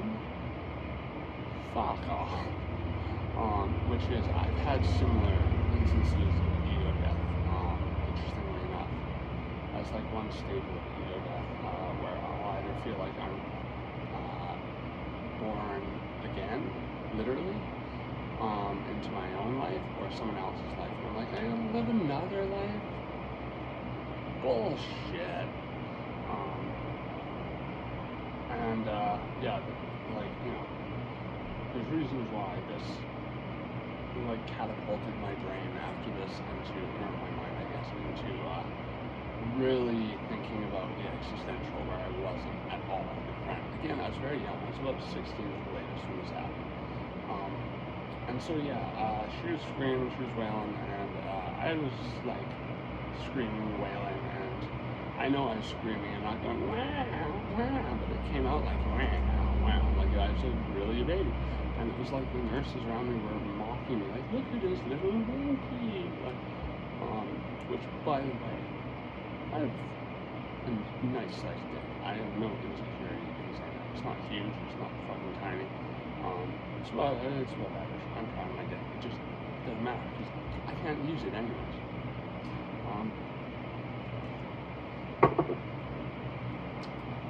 But anyways, yeah, so I'm trying to find out like this crap. I'm not abusing it. I'm gonna do my social button. Oh, there's my title. Okay, so this is kind of towards the end of the trip. This was also, I think, instrumental in planting the seed in me that benzos were, like, you're out when it came to any fucked up situation, like extreme anxiety-inducing situation like that. So I think this planted a seed. Still was my fault that I abused benzos. I knew how deadly they could potentially be. But I could, maybe I could, but like just didn't want to consider that I would ever get addicted to them. Same with heroin. I thought, well, I mean, I actually didn't really get addicted to heroin first. It was methadone, and then I noticed heroin on top of that when I used it. Like I wouldn't use methadone. I would just not take it for a couple days. So I was first binging on heroin, and then I would take it on the third day. Because you can do that if you're getting daily witness. On the third day, they'd cancel your methadone, but if you came in on the third day, you're good. And it just, I was on such a high dose, it just made the fucking withdrawals go away. But again, this was after this all happened. So I was still kind of freaking out. I passed the peak, but I was like, oh no, I'm kind of fucked here. I am going to be in big trouble. I was already in a bad situation with my parents that day. Now it's going to be a lot worse. Not fun. I would not recommend this, really. I really wouldn't. Would I recommend like reasonable doses of LSD for people who are responsible and I would regard as capable of taking it without being fooled when it comes to the safety elements. Yeah, sure. But try to do it in a clinical way because it is one of the more clinical psychedelics, in my opinion. Or has some more clinical applications. That's the term I'm looking for. So this nurse came up to me. She was being Ukrainian or something. She had a very distinct Eastern European accent. And she was like doing some Ativan, and I was just like, my brain heard that and was like, I kind of know what that is. Isn't that something that gets you high? Oh, yeah, sure. And I didn't know she was going to come and inject some into my arm. And she was like, it's very thick medicament. It's going to hurt a little bit. And I was like, okay. And it stung like a motherfucker. Like the only thing I can approximate it to was the feeling of a nerve block where they would inject big needles into my nerves, and they would fill the nerve, either the nerve or the surrounding muscle, with this gel. And it wasn't so much the needle that was extremely painful. It was like the needle was painful, but it was the expanding sensation of this cold gel as it had nowhere to go, and it just had to make room for itself, pushing the muscle back. That's how it kind of felt. But then immediately, the insane trip that I like, the visuals I'm still having, which were already markedly reduced. I don't know how long this was afterwards. It must have been at least 12 hours. And the Ativan, I think she gave me a pretty big whop, like or whack. I should say whop. Whoops. Slower.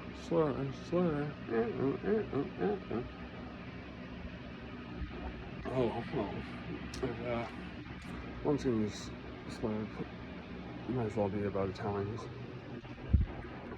Sorry, I used to be bullied by Italian kids, and it was for being Irish. I'm not even from Ireland. I have like great grandfathers from Ireland. That's the extent of it. It's retarded, so I don't really care too much for the feelings of Italians. I'm not saying you're all bad people. I'm just saying that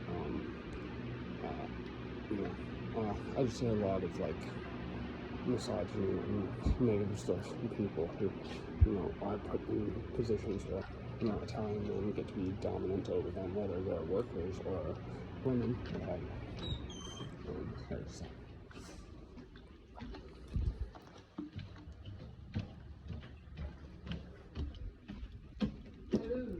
Yeah, I'm almost done. I'll talk to you just.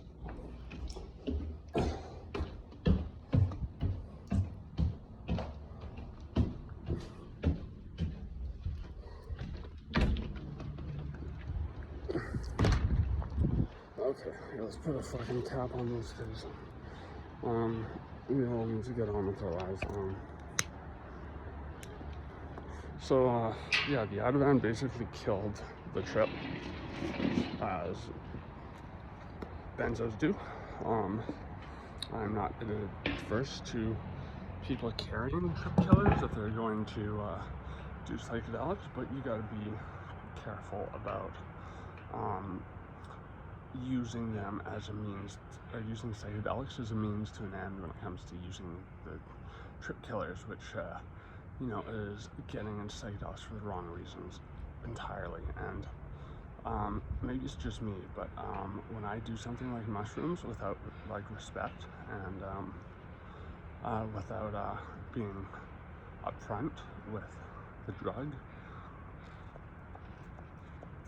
it will fucking, sorry, I didn't grind up this weed enough, evidently. It'll fucking hand my ass to me in a fucking hi-hat. But yeah, that's basically the end of the trip, was the Advent shot. Weirdly, the next day, I was like fucking really like in good spirits for some reason. I think because I was just happy to actually be alive. Yes, my parents were pissed, but they knew I went through hell, and so they were being really, really respectful and tolerant and patient. We had to talk about it eventually, but and I didn't do psychedelics for a long time after that. I got into the bad drugs. I got into the heroines, the cocaines, well, first the oxycontins. Cocaine, I think I was already doing every now and then I started doing it all the time, making mad money from selling it. And then I completely reframed what psychedelic use meant to me. And I implore most people to do the same, because I think they can be used, especially based on your personality type. Like me, I am a very self-aware, situationally aware, even though like I could come off as very clumsy and very scattered in terms of like just the way I tangent and stuff like that. But like I am mostly coping with juggling a lot of what's going on internally in terms of my nerve pain and shit like that. The tangents usually result in my anxiety, and also I'm very inquisitive, so if potential pathway appears where I can take a narrative in a certain direction and make it into something interesting, I will certainly explore those frontiers, because why the fuck not?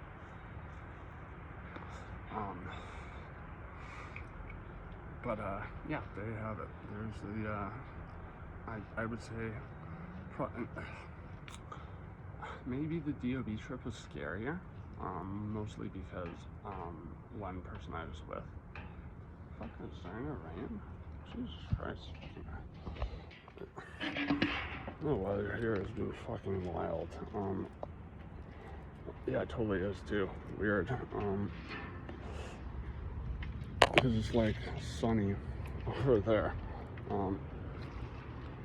Yeah, so I should really put the kibosh on this. Yeah, there you go. So to summarize, I basically did way too much in a bad headspace. Oh yeah, and the way I knew it was at least 40 hits was because the doctors didn't know what I was on, because I was like incoherent. So they took my blood, and LSD tends not to show up in the blood because it leaves your body like pretty much right when your brain gets into the state that it sort of that it gets into once all that serotonin and it's thought that dopamine is released with LSD as well, which makes sense because it's more stimulating than mushrooms. That's part of why it's more conducive to giving me experiences where I feel more in touch with myself than something like mushrooms. Because mushrooms just make me feel like my thoughts are forcefully like bogged down. Which maybe doesn't sound like a bad thing for most people, because they're like, oh, so you won't be like sounding off every fucking 5 seconds? Is that a bad thing? Well, I don't know. You tell me. Does feeling like you're not able to think at your own pace, or a pace that is at least somewhat actionable for you, like, does that sound like fun for you? No? Would you rather just trip on your own and not hear me because my tangents are so fucking annoying? Okay. Your wish is my command. Bye. Yeah, I just want to say, I'm gonna finish this video by just making a general statement. I care about people a lot, people who are close to me in my life. Actually, people who are close to me, people who were close to me. Usually there's a reason we're not close anymore, and I could care less. I don't want anything bad for them. I want, in fact, I hope they do well in life. I hope they are satisfied with their lives. Just that they don't hurt other people in the way I feel that they hurt me. And yes, that's oftentimes my fault to some extent. I don't think it matters who's more at fault for stuff like that. All I know is I have just dealt with so much skullduggery that and I can't party anymore. I can't be doing coke all night with people till fucking 5 in the morning. Like, A, I don't want to waste all my money on coke. B, I have to take benzos twice a day or I will die. And C, I don't care for most social interactions. That doesn't mean everyone's a bad person. Every friend I've had, some people were just like, we drifted apart, or amicable terms, whatever. But like when I was in all truth, hand to fucking God, I don't believe in God, still, I wouldn't say that if this wasn't true.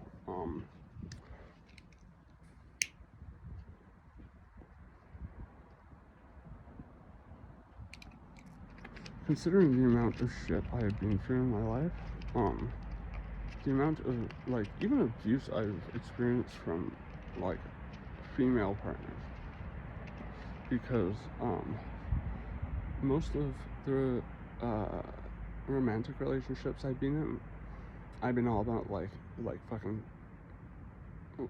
like, not simping like a bitch, but, like, making sure that, my girlfriends or whatever feel like they're completely fucking taken care of. Like I thought I could even be like a fucking house husband or whatever the equivalent of a housewife is with fucking my last ex, because you know, not that I want to stay at home all day and do nothing. That just drives me crazy. I have to go out and do something, to go out and garden, you know, this, that, and the other. So I don't succumb to cabin fever, and my own constant self-deprecation. But like, yeah, I know these days, because I'm in such a shitty shape, just like all goddamn day long. Like, you know, I kind of got the shakes a little bit right now. The day's just begun. There's a lot to get over. It gets a lot worse. After 9, I'm pretty much like the camera would be like this right now. I can't control it.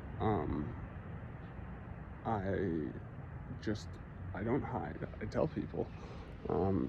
I became addicted to benzos because I use them as a crutch. And I'm paying for that very badly. And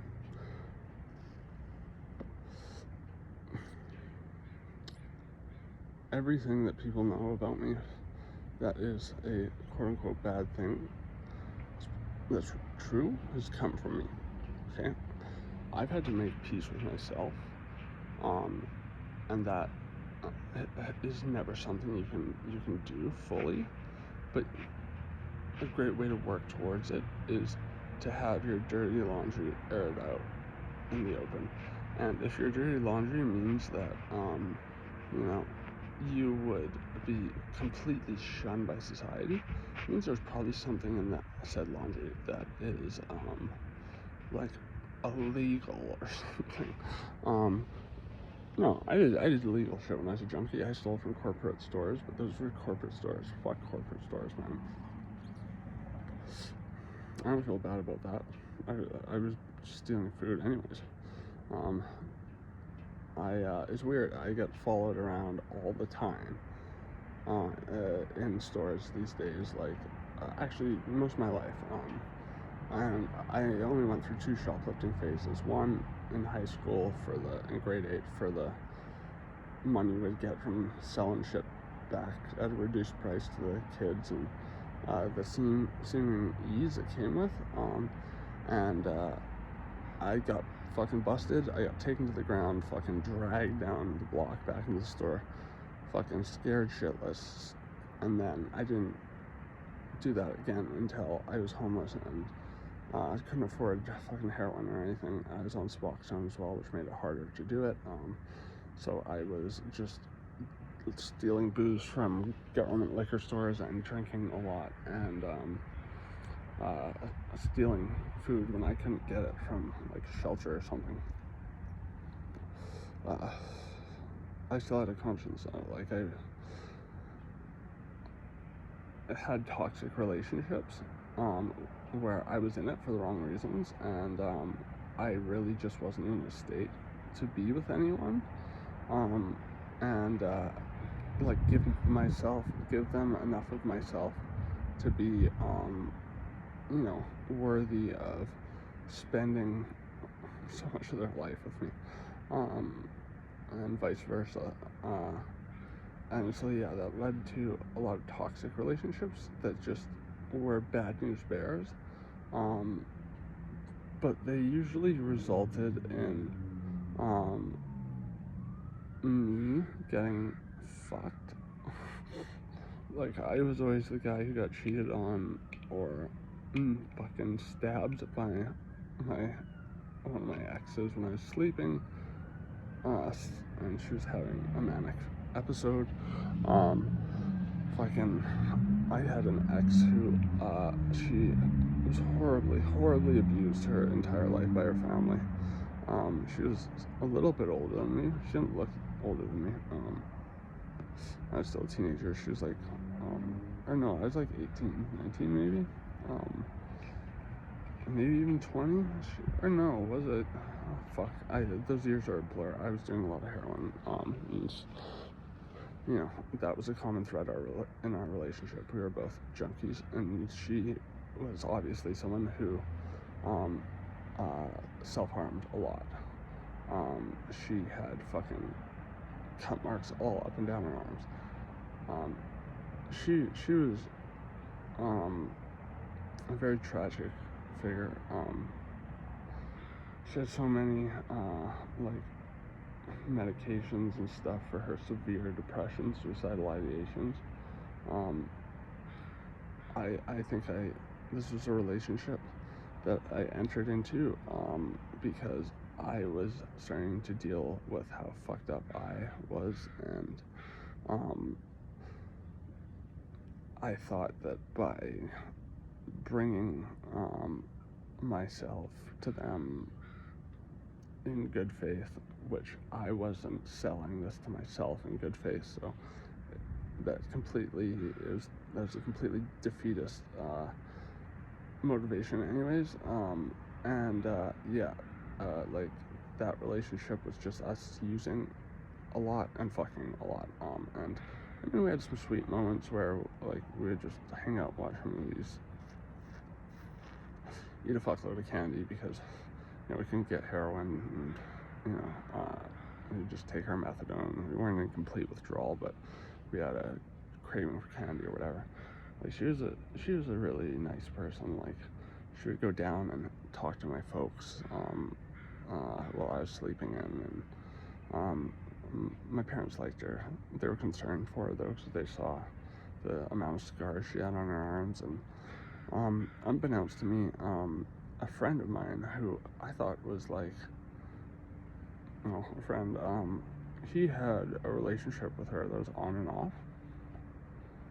And fuck, I hate relighting cigarettes because they taste like shit when you do.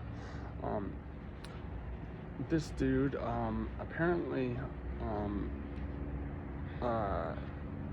he started fucking her again while we were in a relationship, and unbeknownst to me, he was like violently abusive. This apparently started after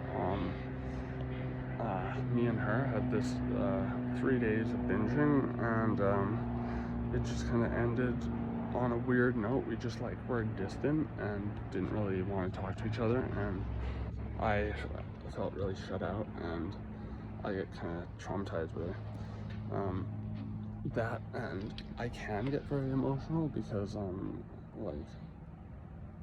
think this was a trick that a lot of people my mom's age did who were parents. They would get emotionally overwhelmed by some things their kids did that concerned them.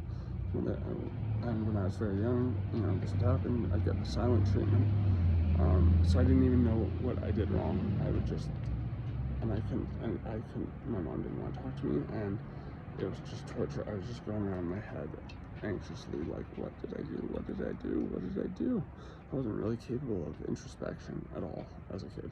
So when I get silent treatment from someone without fleshing out, like, even what the issue was, even if it's like fairly obvious, sometimes it, you know, their version of events in terms of what's driving the turmoil could be so vastly different than what you think it is, what may have seemed obvious. And also I was in denial about so much at that point in my life. I should have known that she had suicidal ideations, my ex. Like after this drug binge we went on, that friend came over and he noticed the distance between us, and he talked to me like, yo, bro, like, is everything all good? Like, and I was like, I don't know, man, fucking things just feel very, she feels like I feel like she doesn't even want me to be around her right now. And so, like, went from, sleeping together every night, I mean, like, literally sleeping together, yeah, fucking too, but, just cuddling and shit, and, like, I really, like, I honestly cherish stuff like that in relationships more than sex. Don't get me wrong, sex is, like, really, really fucking fun, but, I like those, like, tender, just kind of personal moments, like, I had exes who would wake me up by talking in their sleep, and I was never mad. I just found it adorable, and I would, like, just kind of, I wouldn't watch them, I'd just, like, kind of plot back over and fall asleep, listening to just the funny shit they were saying. Sometimes I'd laugh a little bit, and it would wake me up, but no, I usually would just kind of giggle myself back to sleep. Like, I really miss shit like that. But I know there's several reasons I shouldn't pursue romantic relationships right now in my life, or even just sex. I mean, but anyways, this partner, yeah, I didn't hear from her for 3 days after I got home, and the friend stayed over, I guess, and they just had a fucking fuck sesh. So yeah, his yo bro, like, fucking unconcerned, like how are you doing, was just a fucking duplicitous like fucking facade being put on to pull the wool over my eyes. I mean, I couldn't believe something like that if I wanted to. But then she dumped me when I did talk to her over text, which, loved that. Class A. I mean, I did some dick moves like that and shit when I was, like, early high school and had girlfriends, but, I apologize to those people since for, just being kind of almost a cowardly ass about, like, expressing that I didn't want to be in a relationship. And, I've never, like, when a chick's dumped me or whatever, like, I've never begged for them back or anything. I just, like, it's hard, but I start the process of accepting it's over and there's no going back. And I did that, and I didn't hear from her for, like, I didn't hear from her at all after that. I just heard that through, like, mutual friends, she was being abused by this guy who I thought was my friend, and they were back in a relationship, and yeah, he was, like, apparently tying her up and, like, beating her and then just, like, leaving her there and shit. And, like, she funded a lot of the drugs we did because she was a manager of, like, a Chevron or a Techron or something.